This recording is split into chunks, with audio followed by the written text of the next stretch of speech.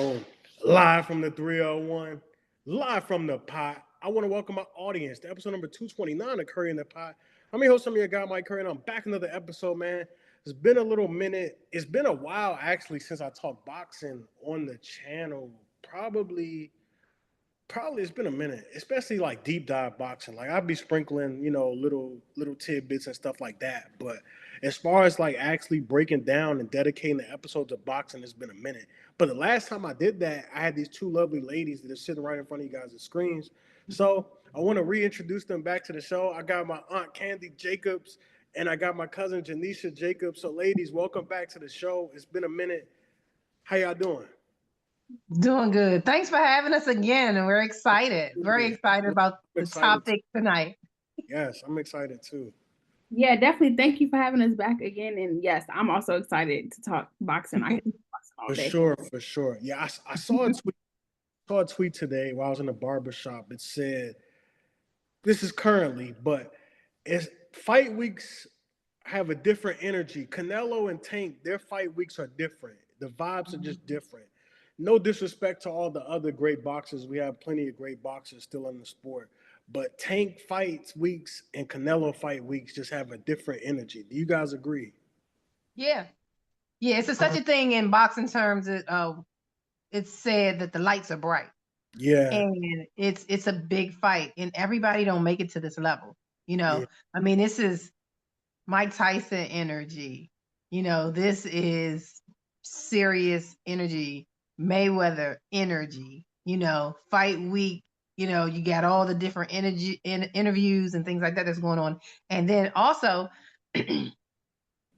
we're getting to see part of, undercard. And this fight is a little more interesting because of the history that the two have.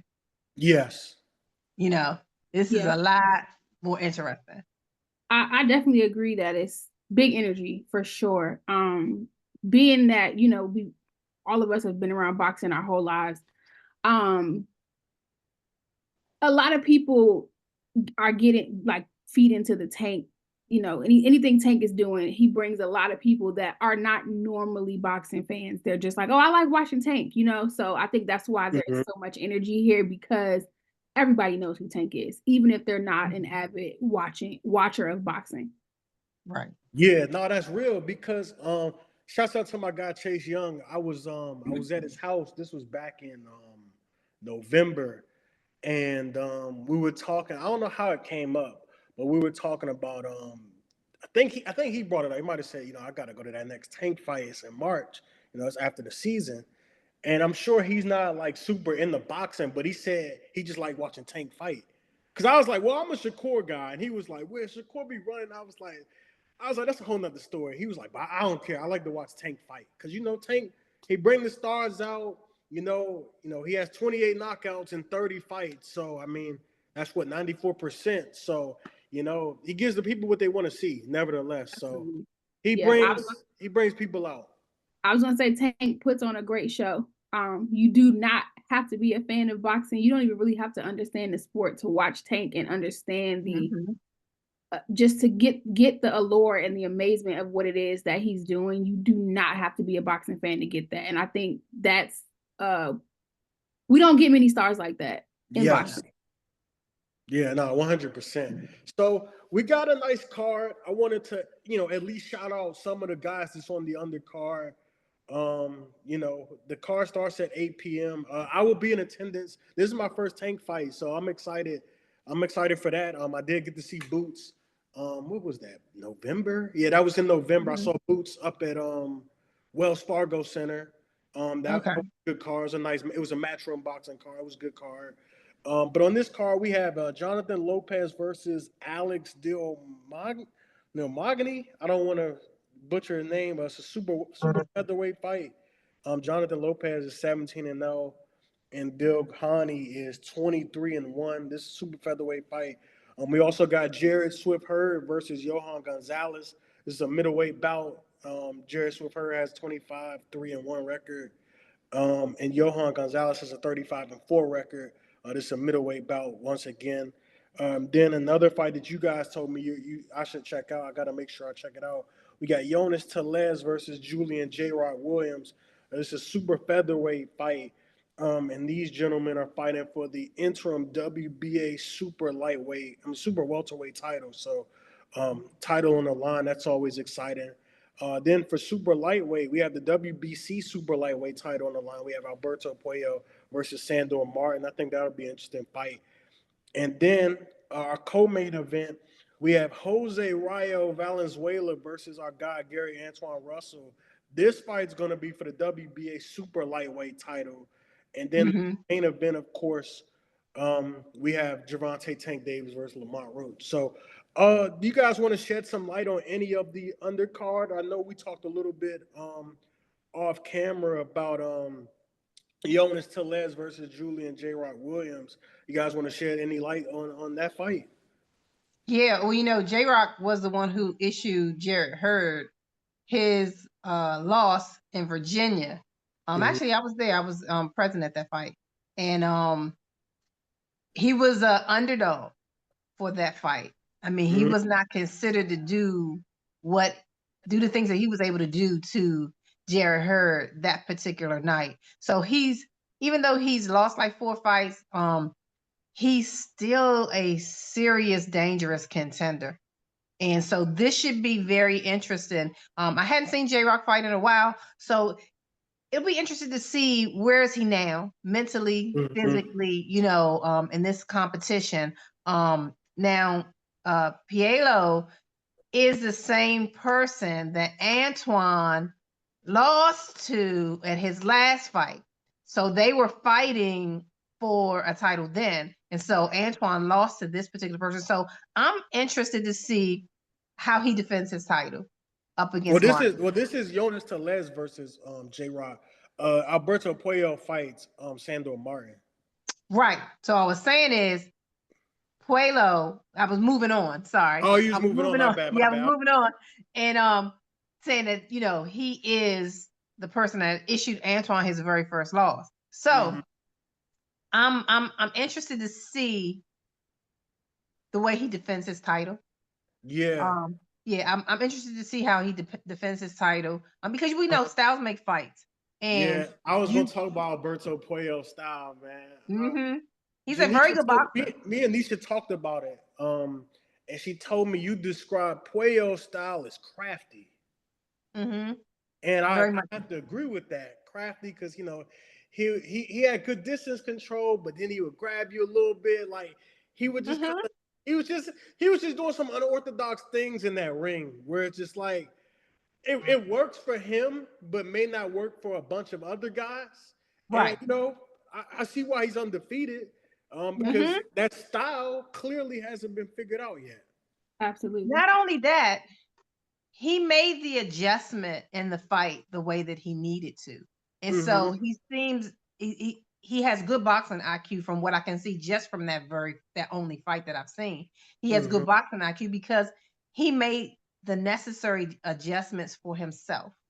And that's what it's about. You have a dance partner and sometimes they'll show you something that you hadn't seen. But and when you being shown something, you're getting hit with something, you have to make the adjustment. If you don't make the adjustment, you'll get hit with whatever that punch is, you'll get hit with that all night. Yeah. For sure. Yeah. So styles, make fights. I'm very always rooting for the Russells. Very near and dear and close to my heart. So I am pulling for Antuanne as well. And I want to see, what that boogie is about. Yeah. I want to see what that boogie is about. So I'm gonna get Nisha's take, then I'm gonna spin back to that because I wanted to talk about that fight in particular. But Nisha, you got any thoughts? I think J-Rock is someone to watch for sure. I was also in attendance when he fought Swift Jarrett Hurd, and again, like my mom said, he was the underdog. No one thought he was gonna win, and he went in every single round and just dominated. Yeah. So I have to go back and watch that fight. It was. I was gonna say it was a really good fight, but J-Rock just dominated. It was a great introduction. Yeah. Yeah, it was a great introduction to J-Rock, and that's the only time I've seen. No, I've seen him fight one other time, and I think the other time that I saw him fight, he lost. I don't remember who his opponent was, but definitely. I mean, I remember leaving that fight being like, "Wow, that guy, Yeah. good." He was. I mean, because I didn't know anything about him beforehand, and I didn't expect for that. You know how his performance, the way that he performed, I didn't expect that. So I definitely think that's someone to look out for, which is why I was telling you, like, nah, I think you should go watch him. I mean, you know, as a boxing fan, I'm like, I think you should go watch him, and I hope that he puts on that same type of performance again. Exactly. Was the Pielo? He very unorthodox, very, like my mom said, crafty.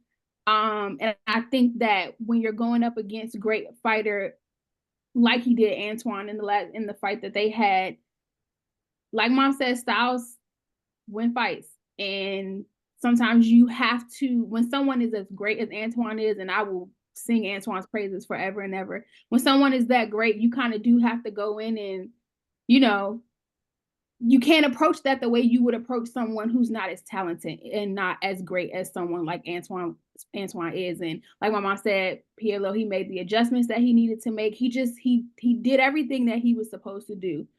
And so, you know, I am interested to see him fight again, because I haven't seen him fight since he fought Antuanne, which I don't know if he had any fights since then, but I haven't seen him fight since then. So I'm interested to see if he has that same approach. That was both of their last fights. So okay, yeah. So I'm interested in seeing if he has the same approach with this opponent. And I've also never seen this person before. Yeah, Sandor, I've heard of his name. I heard his name a few times because he's in that division, but I never seen him fight. So I'm interested to see him fight. But I want to talk about this Antuanne fight, Gary Antuanne Russell. For those who don't know, versus Ryo Valenzuela. Ryo, he's 14-2. He won the belt against, I believe, him and Pitbull Cruz fought for a vacant title, and that's the title that these guys are fighting for. Ryo had some comments. He said he didn't see anything in Antuanne, that he didn't have anything in his arsenal that was special.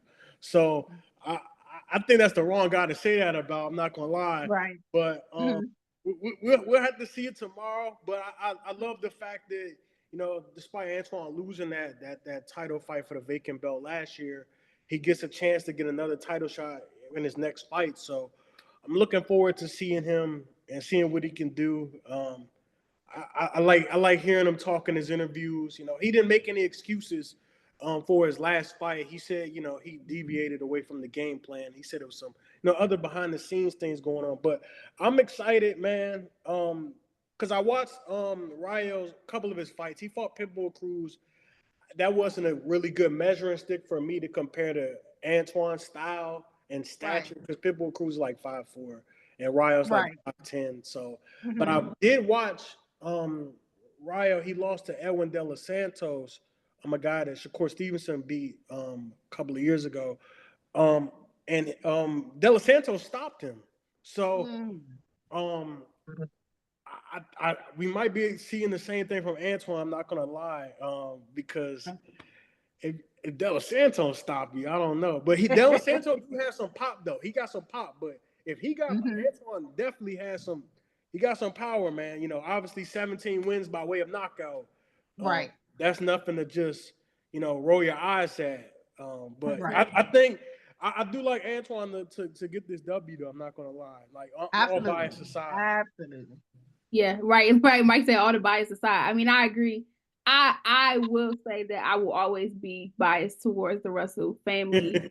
I will never, ever, ever, and I'm glad I'm saying this on record, I will never, ever go against them. I will never bet against them. I mean, put them up against anybody. It's always Team Russell for me. So because it has a lot to do with the fact that I know the work ethic. I've seen them in the gym over the years. I've known these guys since we were kids. So, and you know, I've seen all of the work that they've put in over the years. I would never bet against anybody who I've actually seen them put in the work. You know what I mean? And produce. They don't just put in the work, but they also produce. And they've been doing it since, some of them before 8 years old. Yeah. So I just like I can't go against it. Antuanne is, hey, he has a special place in my heart. I definitely, he's one of the sweetest people I've ever known, I've ever met. And he goes in that ring and he does what needs to be done. And I do believe that he learned a lot from his last fight. I think so. I definitely think so. And I think, as my mom always says, I've heard her say it my whole life in regards to boxing, I think he's going to make the necessary adjustments. I think he's already made the necessary adjustments prior to getting in the ring. And then when he's in the ring, if things needs, he needs to make certain adjustments, I think he's going to do that. I think the corner is going to be locked in. They're going to, because they all have learned from his loss, right? It's not just the whole corner, the team, they've learned from the loss. So I definitely think that Antuanne is nobody to just say, oh, I don't see anything impressive. I don't agree with that. Yeah, that's crazy. I thought that was crazy. I thought that was crazy to say about a guy who has fought 18 times and 17 of those were by way of knockout. Yeah. And he, one thing I will say, I know Mike and I, we talk about this a lot, and this is a thing in boxing with cherry picking. The Russells don't cherry pick. That's all I'm gonna say. So 17 knockouts in 18 fights.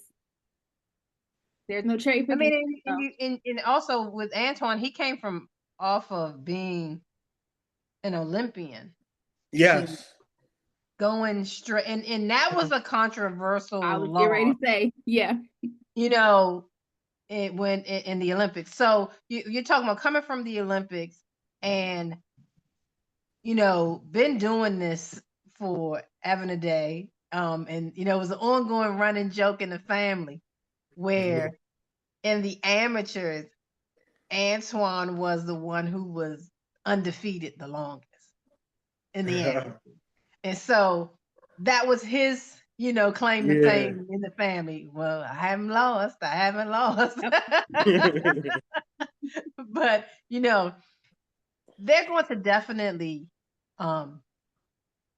they're locked in. They're knowing this family, they are locked in. Little Gary would always say he's more nervous for his brothers when his brothers fight because he can't do what he would do in the situation and they're with them as a reaction. But they have the boxing IQ. They have, their father showed them year after year after year after year. They trained at night separate from anyone else. They, they always was secluded doing their own thing. And so they learned from him as a great trainer, a great coach.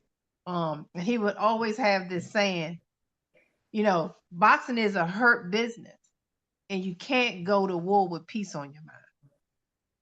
So you have to be focused and you have to be locked in and you have to make the necessary adjustments based off of what's in front of you. We used to joke around and say how with little Gary, he had so much in his arsenal that he never had to really use the tools. If the job only requires a screwdriver, well, the screwdriver it is.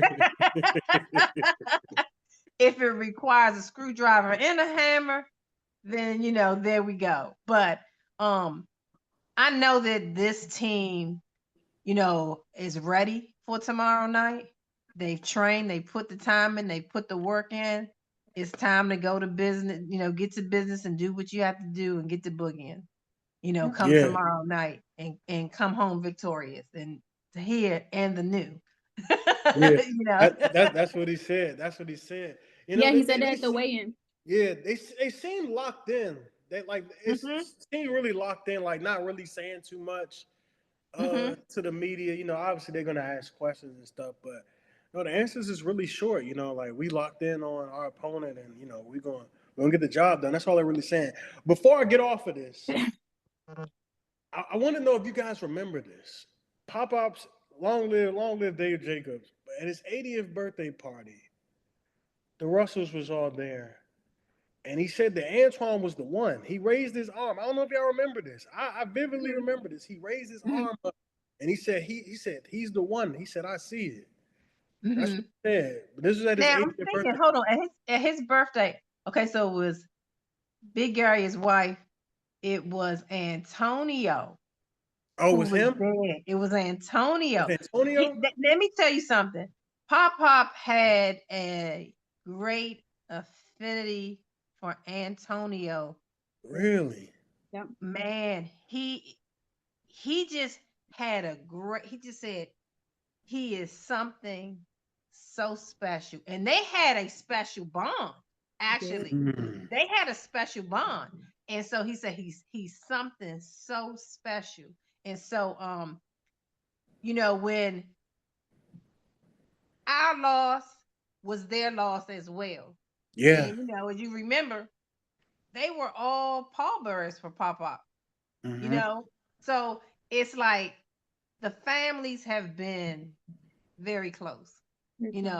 Over the time and over the years, they've been very, very, very close. But he did. It was Antonio. Antonio, okay. But I do remember, and when Antoine came back from the Olympics, where was the Olympics that he was in? He was in China. No, it was Gary was in Brazil. It was in Brazil. Brazil was in Rio. Gary was in Korea. He was in Beijing. Okay. And, Beijing is in China.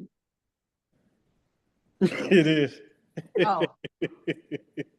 I knew it was China, but okay, yeah, little Gary was in Beijing, Antoine was in Rio.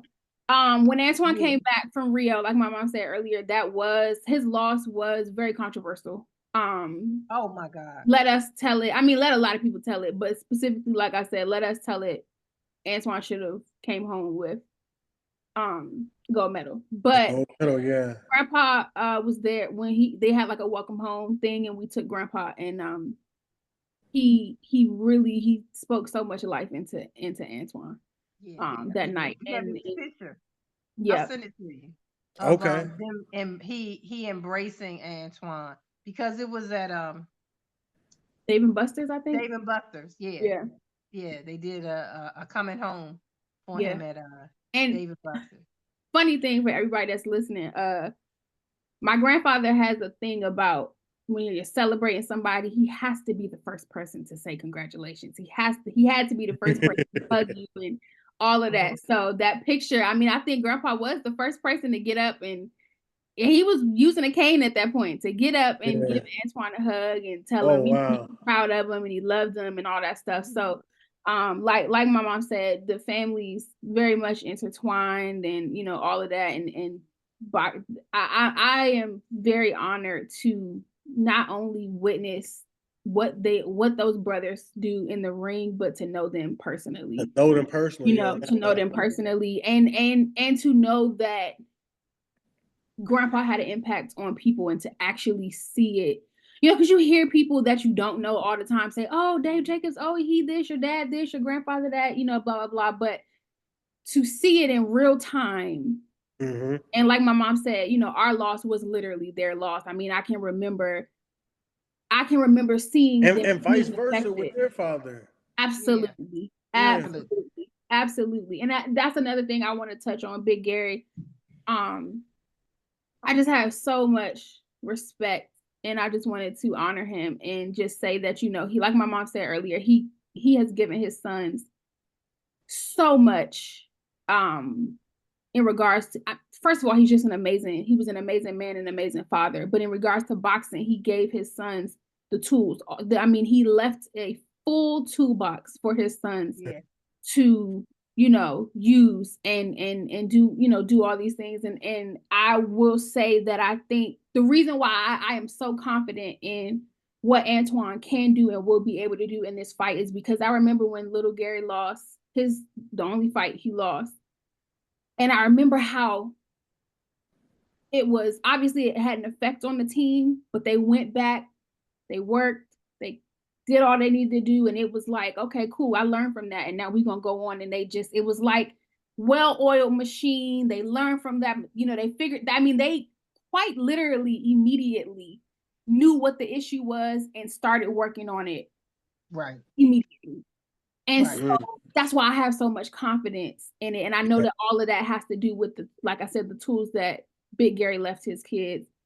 And I all I can say, I mean, I know people will probably hear this after it's over, but I think that, you know, all you can do is watch and see what it is that we already know.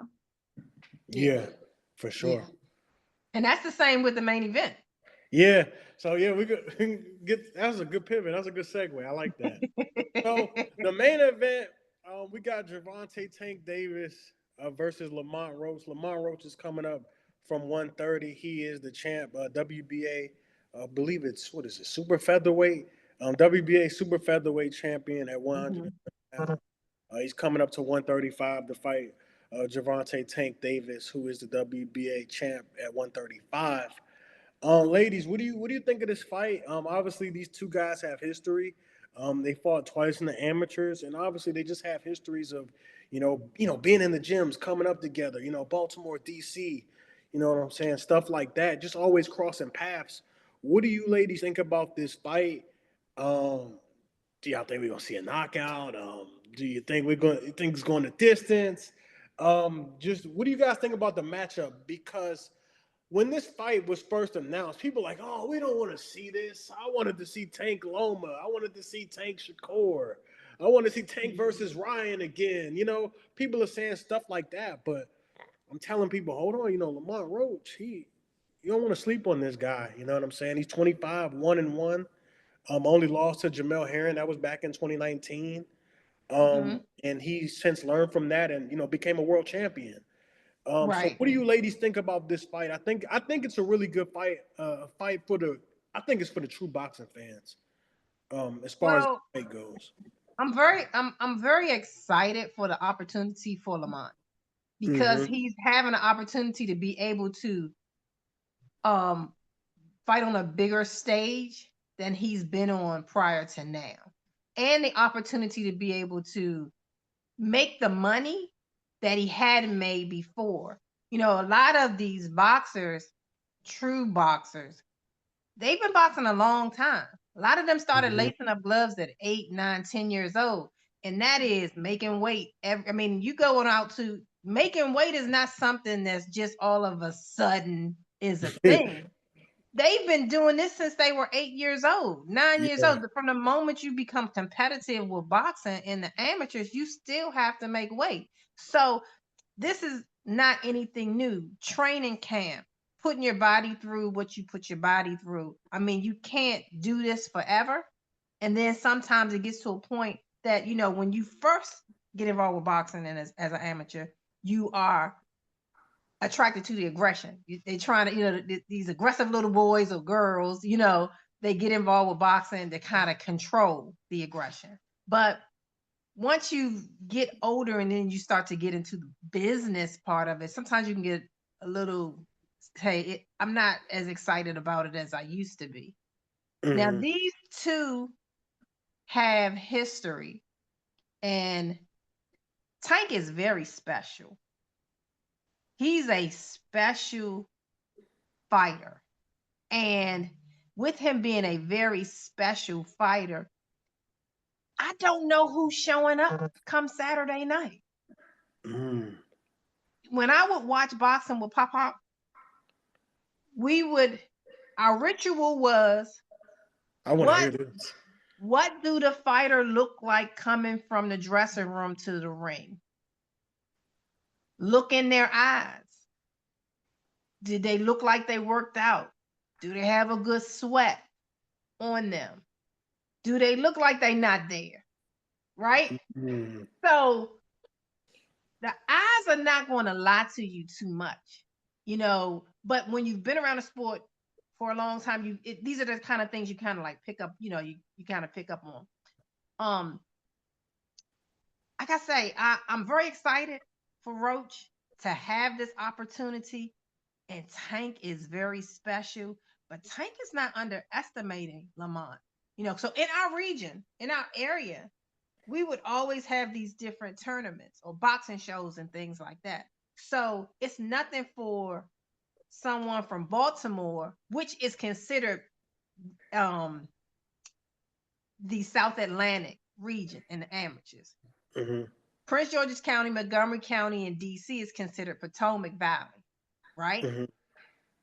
Our region is the east region for boxing, and that is Virginia, Maryland, Virginia, Potomac Valley, South Atlantic. Mid-Atlantic is like Philadelphia. Allegheny Mountains is Pittsburgh. And then, so all of these boxers they've now dismantled it. We would have winners in the Junior Olympics. And in the Junior Olympics, each region would have their own team. And so these boxers will go and compete against one another and to see who would represent the East region to go to the national tournament. So if you've heard about Lamont talking about, he lost to Tank in Baltimore, right? Yeah, And yeah, he and, talked about that that. He's on he record lost talking to about Tank that. in Baltimore in the amateurs, and he's saying with this being an advancing tournament, okay, so this has to be the Junior Olympic tournament, right? And so with him getting an at-large spot to the nationals, and then for both of them to make it to the championship, and then to still be 1-2 Yeah, for that particular tournament, it speaks volumes. See, Tank knows what the rest of the world don't know. We have an ecosystem here in this area when it comes to boxing that, because there's been talk about who's in the corner, Calvin not being there and things like that. Lamont Roach Sr., No Excuse Boxing, Headbangers, as well as Upton Boxing, even Gary's Enigma Boxing, they all came up during the same time. They actually mentored Calvin.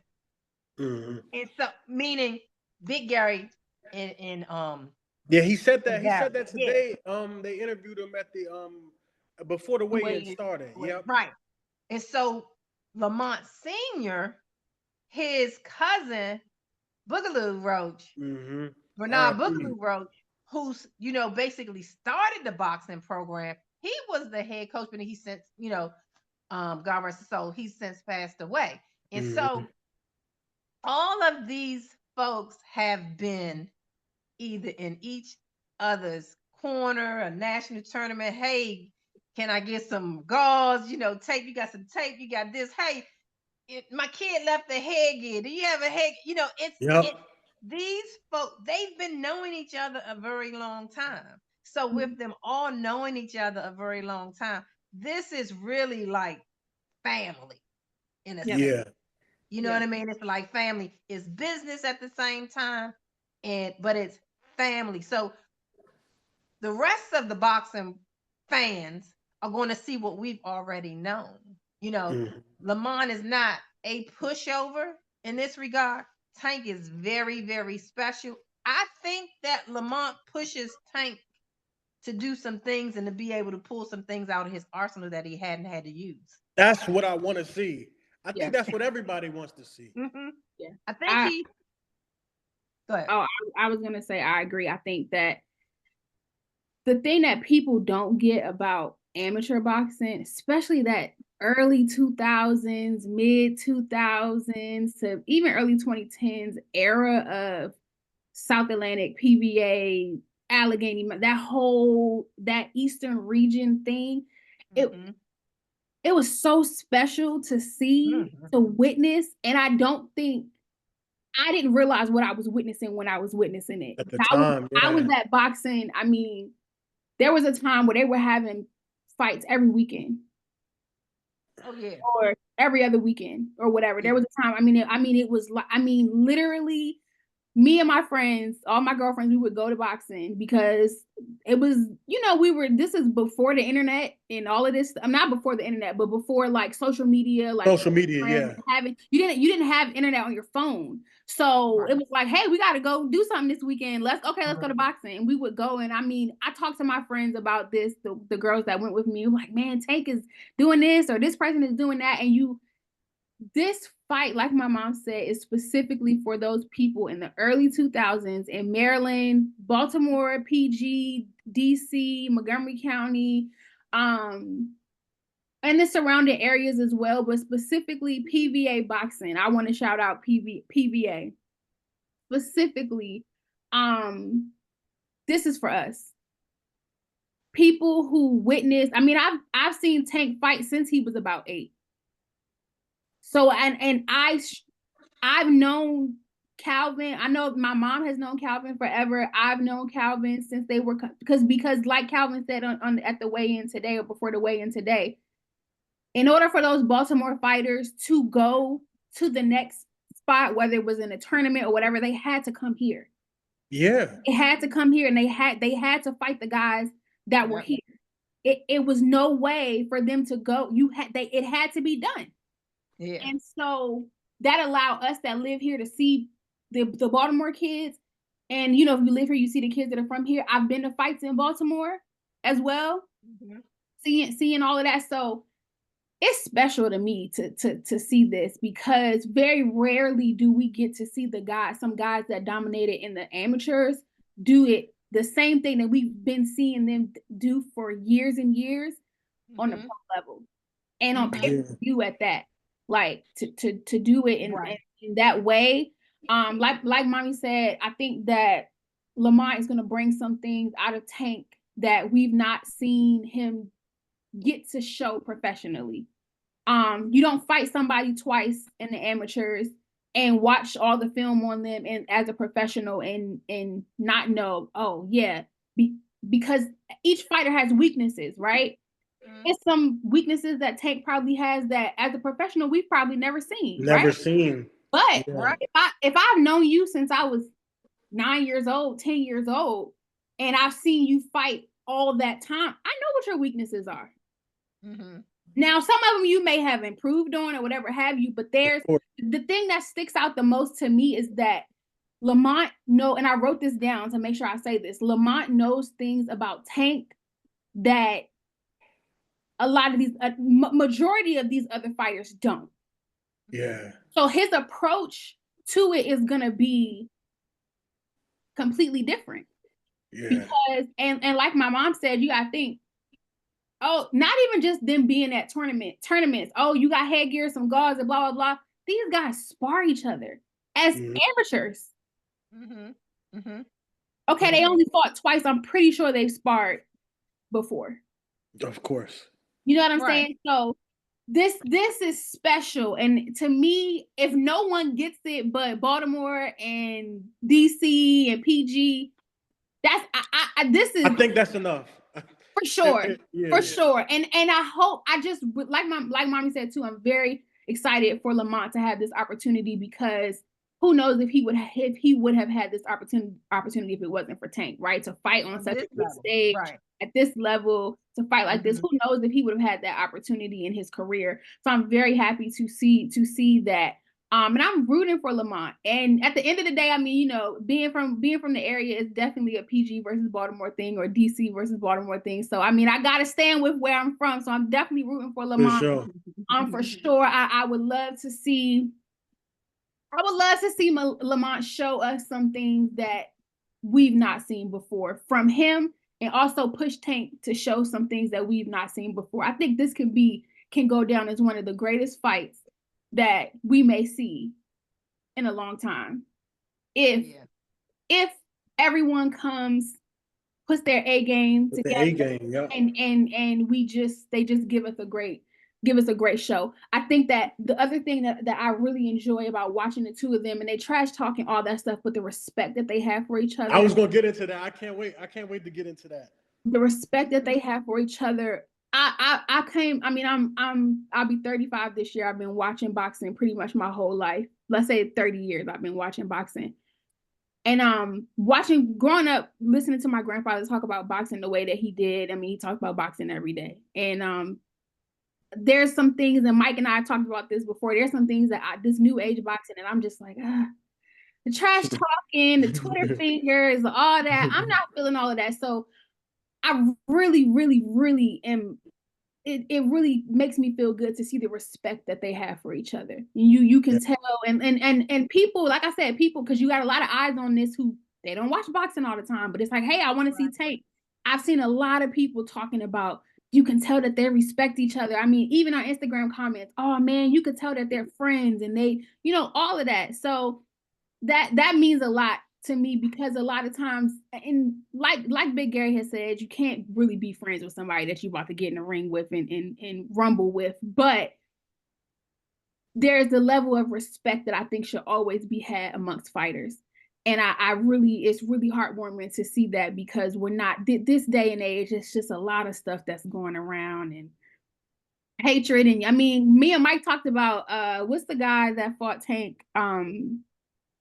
The guy you like, Mike, he's funny. Rolly.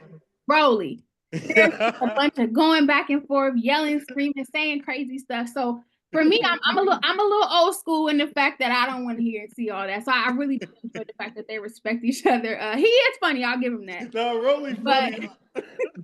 I really do. I mean, it does my heart some good as someone who's been watching boxing for over 20 years. And I started watching amateur. Obviously, I've seen a lot of professional boxing, but started in the amateurs for me, being able to see this. So two local guys, because Baltimore is not that far from us, two local guys being able to do it on the biggest stage there is in boxing. Absolutely. Hats off to them. Hats off to Tank and his promotional team for being able to get this done. And it also does make me feel good to see Barry Hunter be able to be in Tank's corner, because Barry's a really good trainer as well. So yeah. You know, the only drawback for me is I wish this wasn't in New York. I wish it was here. Yes, that would be amazing. Maryland or DC or in Baltimore. You know, I wish it just was not in New York at the Barclays, you know. And I had mentioned this offline. I said, hey, if this had been in a warmer month, we could have had this at Raven Stadium, you know. Or Northwest Stadium over here in PG. So, you know, it's had it been, like I said, you know, in a warmer month, to be, because folks in this area would have turned out in droves. Absolutely. Oh yeah. This particular fight, you know. Absolutely. I mean, I think Tank did the best numbers that they ever had at the Capitol Arena. Mm-hmm. You know, as far as boxing was concerned. And you got to remember, when it was the Verizon Center, Mike Tyson fought at the Verizon Center. And so for him to do better numbers than Tyson did, you know, I mean, Tank is a star. Absolutely. He is special. He's a star. I have no prediction other than fireworks, and it's going to be a good fight. I've watched both of them come up in the amateurs. And so I have no, I mean, this is just like, for me, it's just like, okay, this is another weekend of amateur boxing. Who's fighting tonight? Oh, wow. This one's going up against this one. Okay. Yeah. Don't blink. This is going, you know, when we're talking about amateurs, we're talking about with the amateurs, you know, it's only 3 rounds. But we're like, this is going to be 12 rounds of boxing. You know, these guys have mutual respect for one another. Going into the fight is going to be the same after the fight is over with. Absolutely. You know, and so I'm sure that there's a because Lamont had alluded to, hey, they would fight again. So I'm sure that there is a rematch clause somewhere in there. And then they'll execute that. And then for both of them, there's a lot of fights after the fact, but you know, not so much about the after the fact. The Saturday night is going to be what people are not expecting, especially folks who just really don't know. They know Tank as the knockout artist and the star. They don't know Lamont as a person who he knows this fight, just like Tank know him. You know what I mean? Tank knows Lamont. Lamont knows Tank. And I don't think anybody has shown not having any fear better than Lamont is showing now. I was gonna get into that. Yeah. When I circle back, I was gonna get into that for sure. Yeah, he's not, because he really truly don't fear. Yeah. Tank is not trash talking a lot this time. I mean, he's done little things which it's marketing. It's marketing to sell the fight. It's, and that's what makes it's his antics is what makes people want the non-traditional boxing fan want to see a Tank Davis fight, because he is a knockout artist. You know what I mean? And so with that, it's like, the average fan is want to say, I just want to go to a Tank Davis fight because it's electric. It's lights, it's camera, it's action. The lights, as we say in boxing, are bright, and you can get caught up in the hoopla of the lights being bright and forget why you're there. At the end of the day, it's business. Yeah. And I pray that both of the fighters come out unharmed and have all their faculties like they did going in the ring. Yeah. I agree. I definitely think I'll just say this one more thing. I definitely think that in the amateurs, like my mom said, it's 3 rounds, it's quick, don't blink. There used to be these fights and they would just, Mike, when I say they would be rumbling, and what are the amateur, the rounds are 1 minute rounds, right, Mom? No. They're so depending on the age, if there's a little kid, it might be 1 minute round, but once you get to the open class fighters, they're 3 minute rounds. 3 minute rounds. 3 minute rounds. It would be these kids in there just boom, boom, boom, boom, boom. I'm throwing a punch and you throwing one back, right? It's just constant swinging. Yeah, just exchanging. And it's I'm the amateur boxing lover in me is hoping to see that. Yeah. I'm hoping to see them both just come out and give their all, obviously with strategy, being strategic about the fact that it's not 3 rounds, it's 12 rounds and all that. But I just really hope to see them battle the way that they did in the amateurs. Right. Because I remember seeing an interview that Tank did, and the person asked him, he said, well, how do you think it's going to be come fight night with, Barry and Calvin? And he just busts out with a big old smile. He said, it's going to be great for me. He said, it's going to be great for me. I got 2 of the best. Yep. Yeah. He said, and so he said, it's going to be great for me. So, you have that. Lamont Sr. has always been in a boxing gym and has always been there through,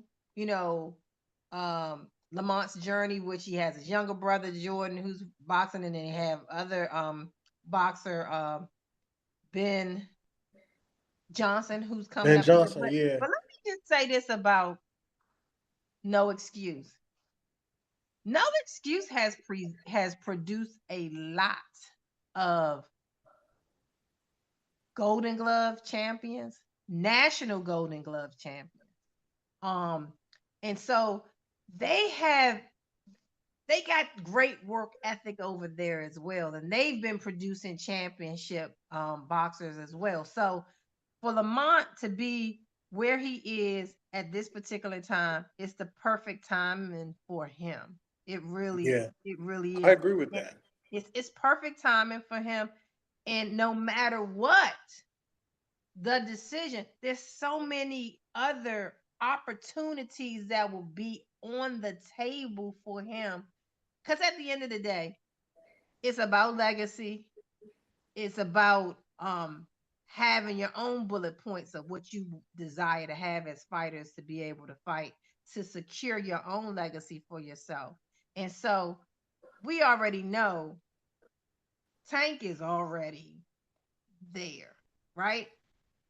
Lamont is coming up, and folks, like I said, folks don't know who he is, but he is checking off on his list of things to secure his own legacy in this sport.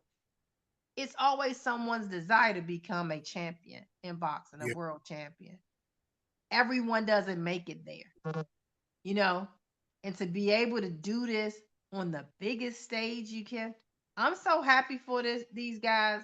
I'm so happy for Lamont to have the opportunity that he would not necessarily be. It would not be the same opportunity against a Shakur Stevenson or Keyshawn Davis, even though they're all people that have, even though that Shakur is from Jersey, Shakur trained in Virginia. He did. Yep. Yeah, he trained in Virginia. You had Keyshawn, who's from the Norfolk area, but he came up to Northern Virginia to train. So again, it's that same ecosystem that is feeding the world championship boxing right now that we're able to witness and see. I also will say that y'all know how with basketball they say, oh, PG, so many great basketball players. I've always known this, and I have said this before, not on record like I am now, but this is, to me, I could be biased, but I think the proof is in the pudding. This is the area for boxers. The DMV. Yep. Yeah. I can agree with that. You definitely mentioned some good names. So I want to get to this point. Y'all already alluded to it, kinda.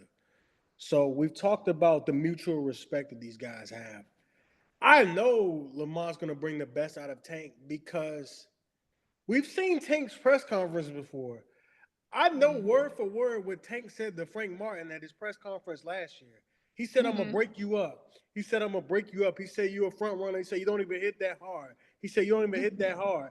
He said that to Frank Martin and did what? Knocked him out. He said he was going to take Ryan Garcia to the deep waters and drown him. He said all of this stuff. He ain't said none of this to Lamont. Today, he said when they were, doing their little bit of jawing at the end of the weigh-ins, he did say he was going to stop him. But, I mean, that's normal stuff. But Tank was flat out disrespecting these guys, especially Frank Martin in the last presser. So there's a mutual respect, and this is why I think we'll see. Because I've heard guys say this. Lamont said it. Shakur even said it on a podcast. It's a shout out to Fanon Boxing. He's an older guy. He has a nice YouTube channel. Shakur was on there one time. He said Shakur might be a better boxer than that knockout stuff y'all see. He said because I've been in the ring with him. So I think and I hope and I really truly believe we'll see more. We'll see what Tank really got in his bag, because if you watch the Frank Martin fight, Tank hardly threw any punches through the first 4 rounds or so, and then he walked them down in rounds 5 through. He really turned it on in rounds 5 through believe it went 8. He really turned it on in those rounds. Ryan fight was a little different. Because Ryan's not really a boxer. So Tank knew what he had to do against those guys. Rolly. Rolly, Rolly. He let Rolly win some rounds early, a couple of rounds. I think Rolly won. I think that fight went 6 rounds. I think Rolly won about 3 or 4 rounds, maybe. I think he won 3 rounds in that fight. So Tank knows, like I said, the press conference say it all. He told Frank Martin he was going to break him up. He even apologized to the crowd because that's how bad he was going on. He was irritated with him. Like, this guy don't even deserve to be here. But Lamont is just a different vibe. They barely talking. When Tank did get rowdy in the press conferences, it was to the people in the crowd. It wasn't towards Lamont. It was to the people that was talking trash in the crowd. It was none of that towards Lamont. Today, he kind of, I feel like, he had to sell it a little bit. And, he also locking in, like, we fight tomorrow. Oh, yeah. Absolutely. I got to lock in, So, but I think it's going to be a great event. And shout out to Lamont. I actually went to elementary school with Lamont. He came to Lake Arbor Elementary for a hot second. He wasn't there long. Oh, wow.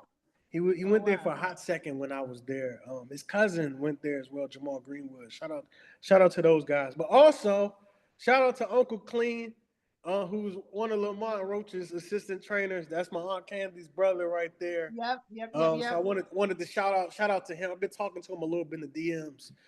Shout out to him. I think that's a great person to have, in Lamont's corner as well. But I'm super proud of both of you guys, Aunt Candy. You and Uncle Clean definitely continuing to carry on Pop-Pop's legacy. Oh, yeah. Y'all still doing it. Gotta do it. Yeah, for sure.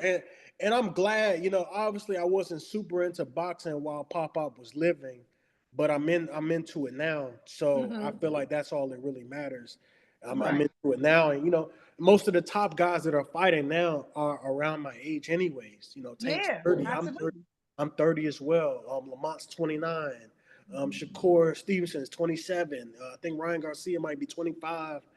Devin Haney's like 25, 26. So these guys are around my age anyway. So, the stars of boxing, obviously, Canelo and Bud are older than me, but this is my generation now. So I think it's cool.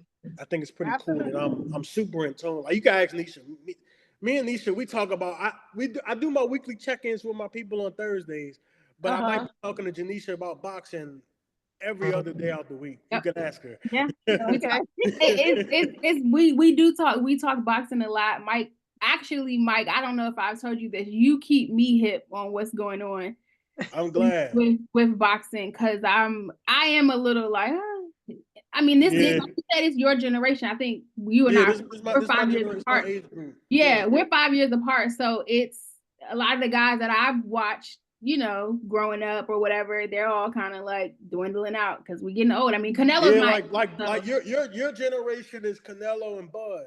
Right. Like, those are the last great guys of your generation. Yeah, and by the time you get 35, might be time to go and get ready to hang it up. You can't keep getting hit upside the head. Oh, yes. Absolutely. Yeah, that's not cool. But I wanted to say about the respect, like we were talking about the respect that they have for each other. I want to say that I think specifically about Tank and the press conferences and the stuff that he's saying, when you can go in and knock somebody out, you can say those things. You're gonna talk wild, yes. But when you have to get in there and box, what can you say? Yeah. So I think the respect has a lot to do with Lamont's talent. And the fact that I fought him. I mean, Lamont feels like when they fought. I'm about to say, you fought? No. No. I was gonna say they fought each other before. Yeah. And Lamont does feel as though when he lost in Baltimore that was he was robbed. Yeah. He was robbed. So I can imagine that, maybe Tank feels like, nah, I won, but he gave me work. He gave me good work. Yeah. It was close. I mean, because people don't go around yelling they got robbed if they really got beat. Mm-hmm. Now, sometimes, and let me say it this way: people don't holler getting robbed. Oh, they robbed me. If it's not close. If it's not close, absolutely. If you really lost, no, you don't hear somebody that lost a whole round or 2 rounds or however many rounds saying, "Oh, I got robbed." No, if it's close when you saying you got robbed, especially in the amateurs. Right. Sometimes in the amateurs, and for people who don't know, I mean, it's kind of the same with the pros, but with the amateurs, sometimes it comes down to one extra punch landed. Yeah, that's true. That's true. I think again, this is us seeing someone who is on Tank's level. People just don't know who he is. That's really what I believe. I truly believe that we just don't know. But I want to pivot. Unless y'all have any final thoughts, but I wanted to pivot because Tank's been hinting to retirement. He's saying he may have a few fights left. He's saying some stuff. I watched his interview with Lil Yachty, and he was saying, he was saying in another interview he wants to get his self together. That trauma, that anger, all that stuff. He wants to go to therapy. He said he maybe even want to go to school. He has 3 small kids. Like, he wants he has 2 daughters. He wants to be in their lives and stuff like that. What do you guys think about him wanting to retire? And also, what do you guys think of his legacy? Well, I think that, he has this contract that he signed with Amazon Prime. And if I'm not mistaken, it's something around the 5 fights, 270 million. Mm-hmm. Right? This is the second fight. Yeah, the Frank Martin fight was the first one in the deal. Yeah. Frank Martin was the first one. This is the second fight. And so, quite naturally, if in his mind he's thinking 3 fights, these next 3 fights, and he's pretty much done. he has I think he just had a son. He did. So I think his son was born in like August or something. Okay. I think he just had a son. Yeah. And because he's maturing, I've seen a couple of interviews where he said, there were things about him, he's naturally aggressive. And so he said, which just spoke volumes to me, is that he said, I just was naturally aggressive, that I didn't realize that I treated women like guys because I was aggressive. I didn't know how to scale it back to be a little softer, which he may see in the way that he interacts with his daughters, right? But he's getting older and he's probably identifying with, there's some trauma that he has that he wants to talk to someone about it. But this may not be the time to do it because it could reprogram him based off of this sport. And again, I'll go back to, you can't go, this is a hurt business. And you've seen Tank hurt a lot of opponents. You know what I mean? Slump them, right? You've seen him, and it's not because he is just being,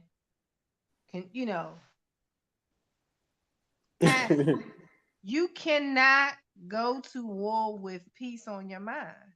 You know what I mean? You could end up in a totally different situation. So I think he probably is, once you've laced up gloves since you were 8 years old and he's 30, that's a long time to constantly do the same thing, rigorous training and doing this to your body, having to make weight, having to keep weight. When I'm not training, okay, I put on a little bit more weight. It's rigorous. And to have been doing this since you were little, and then now it's a business, it's not for the love of wanting to fight, or having to be able to control the anger. But if that's what he wants to do, I'm happy for him to be able to say, hey, identify with some things that have happened. There's so many people, so many Black men that never get to the point where they can identify that some things have happened in their past that they are carrying into their future. He has a lovely family that he wants to be present for his children. And he wants to do something different that wasn't probably necessarily done for him. He wants to do something different. So, after this fight, it's 3 fights on the contract, and he probably already have an idea who those next folks will be. But right now, he's focusing on the fight tomorrow. And because he's focusing on the fight tomorrow night, people like him were never supposed to make it from where he come from. Right. Where he come from, they were never supposed to make it to this level. Like Nisha, I don't know if you remember, Calvin had a son that used to box, and his son moved to Jersey with his mom, and his son was murdered. So they have, and that's another thing folks don't see. There's a lot. Calvin has lost a lot of fighters in Baltimore, in those streets in Baltimore. So where Tank comes from, he was never supposed, statistic wise, he was never supposed to make it to where he is now. He's defied all of those odds. Were there some bumps in the road? Probably, getting there, but he was never supposed to make it here. And so if he's lost interest because it's not fun anymore, my hat is off to him to be the best Tank that Tank can be. Yeah. I can remember the little kid who just wouldn't talk. He just going in, bah, bah, bah, bah, bah, bah. He wouldn't talk. he would not talk. He hardly wouldn't say anything, you know. But for him to be, and Calvin said it best, he wants Tank to be the best version of Tank that Tank can be. And if that means forget the contract and I'm done after this fight, you know, it all depends on how he feels afterwards, you know. So again, I'm happy that if he can leave with all his faculties and be there for, I mean, he's just 30. Yeah. That's not old at all. That's not, he's just 30. Yeah, he's just 30. We're the same age. Nisha, what you think? What you think if he's about to get up?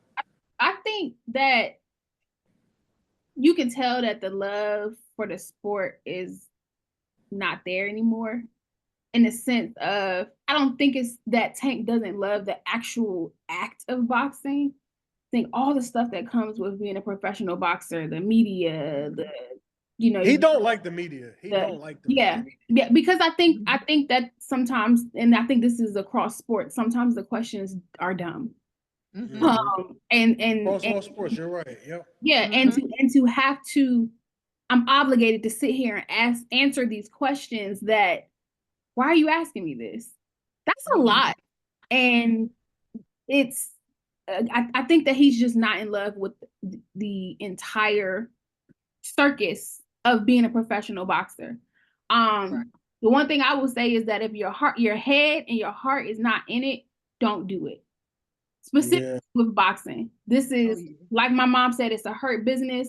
You go into a fight and you're not in it mentally, you can get yourself hurt or worse. And we've seen things happen in the ring. So I mean, I think if Tank is no longer in it, and if we can tell that he's mentally out of it, that means he's really, really removed from, you know, all of this. I think it's best to just do what's best for you. For any professional athlete, as someone who likes to, you know, we all like sports. With any professional athlete, you know, you're not an athlete your whole life. Right. Your career, your professional career is however long it is. And then once that's over, you go on to be the man or the woman that you are to the people in your family. You'll always be, you know, recognized as, oh, this is this person or this is that person. When LeBron hangs up his shoes, puts the ball up for good, he's always going to be known as LeBron, but he won't be playing basketball anymore. Right? So do you hold on to something because of what you can do, what you may be able to do, and you're sacrificing time with your family and your mental health? Because clearly, if somebody's saying they want to go to therapy, there's something there that they want to work out. And so do you put you sacrifice your mental health and your family for a sport that, let's say he boxes, let's say he doesn't retire now, he boxes for another 6 years. That's another 6 years. Is that really worth your mental health? Is that really worth your family? So I mean, mental health to me is more important than boxing. Being an avid present father is more important than boxing to me. And I love the sport. It's my favorite sport. I love it more than any other sport. But I think that if he is not there mentally and not there in his heart, that he shouldn't do it. And being involved in this sport for as long as I have, I've seen a lot of talented guys step away from the sport because they weren't in it. I mean, and we've also seen, sorry to cut you off, we've also seen people stay in it too long. Yeah. Whether it's, you know, whether you're trying to, you know, maybe you blew some money and you just sticking around, or you just trying to get a paycheck. Yeah. You know, we've seen great fighters stick around too long for one reason or another. Whether it's, you know, like I said, we've seen great fighters just stick around too long, and you know, our last memory is, oh, they were terrible, they were washed. You know, even Mike Tyson said in his last fight, not talking to Jake Paul, Jake Paul fight, but his last professional fight, he was like, you know, my heart isn't in it. I'm just doing it to get some money. He literally said that in his end of the fight. He said my heart's not in it. He said, I'm just doing it to It's too hard of a sport to do it if you're not feeling it. Mm-hmm. Those, I mean, the things that people don't see, getting up and running 5 o'clock, 6 o'clock in the morning, and not just running 1 mile, running multiple 5, 6, 7, 8. They running a lot of miles. Getting up and doing that, then training, then you got to eat a certain way. And Tank is one of those guys who like to eat. Me and Mike laugh at this video. Oh, the 7-Eleven video. The 7-Eleven video. We laugh at that video often, right? But obviously that's someone that likes to eat. Doing all of restricting himself and having this rigorous routine, and his heart's not in it. I wouldn't. I don't recommend anybody to do that. I just don't. And also, like you said, people holding on too long. I would rather see Tank walk away, like my mom said, with all his faculties and being able to live out the rest of his life in a way that is most beneficial to him and his family, than to see him hold on too long and then end up being punch drunk. I mean, being from this area and knowing a lot of people who were once amateur boxers, really good in amateur boxing, and then maybe went on to the pros. There's some punch drunk people out there, and that's not a way you want to be. You want to be able to walk away with all your faculties, mentally strong, physically strong. So I mean, I feel like Tank has done a lot, and I think he's done enough. Like you asked about his legacy, I think he's done enough to have a lasting impression on the sport of boxing. Lasting impression. Yeah, for sure. Yeah, I think, I'm not gonna lie, because Janisha know how I feel. I want Tank to fight the best people for selfish reasons, but I commend the black man who even mentions therapy, because that's not something that gets talked about. Absolutely. Don't like my dad probably should go to therapy. Not dissing my dad, but he probably same mine too. He probably never thought about going to therapy. I've actually considered going to therapy. It's actually crossed my mind, and I've done some soft research, but that's not something that gets talked about in the black community. No. Let alone, I don't think that gets talked about in life in general. People saying I should go to therapy. So I commend the black man for even mentioning that. And I guess I've gotten to the point where if he do fight Shakur, or if he do fight somebody that's the best, because that's always been my criticism. Never said he wasn't good or he sucked, but you want people to go up against the best. That's just human nature. That's what you want to see. That's what fans want to see. But it ain't always about what I want to see. You know what I'm saying? So if he do, I hope he fights Shakur. I hope he fight guys like Keyshawn. But if he don't, so be it. He had a great career, hell of a career, like I said. But as for now, we know he got at least one more fight. So hopefully, get a great show tomorrow night. But I want to thank you, ladies, so much for coming on tonight. It was a great conversation.